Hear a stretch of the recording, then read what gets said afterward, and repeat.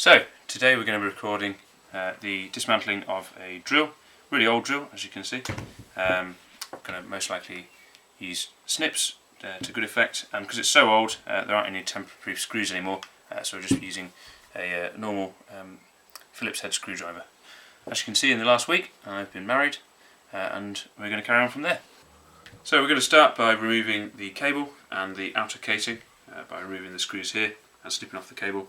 We're also going to remove any outer screws so we can take apart the case, and that will reveal the insides. Because it's quite old, I'm expecting there to be a lot of heavy copper in here, a number of different motor parts, and also some fairly good quality iron and steel that you can scrap separately.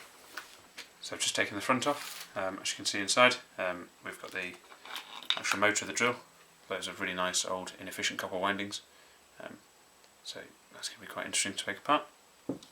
And there's still loads more copper in there, so it's going to be quite interesting to scrap that one. And also, as you can see in here, these are the actual workings of the drill, so all the old cogs, quite highly machined steel, also a hell of a lot of grease, some ball bearings there, that kind of thing.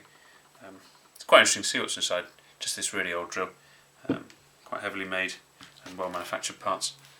Also this switch, due to being very old, it's probably going to have quite a lot of raw silver in there.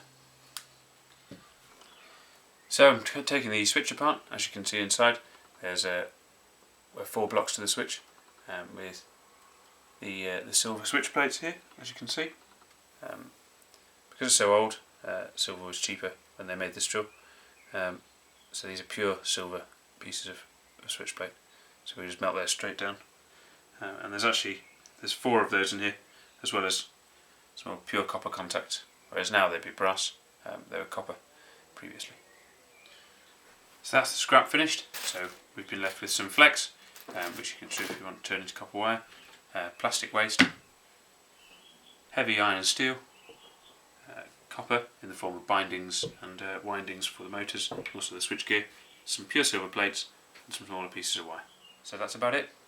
Please comment, like and subscribe.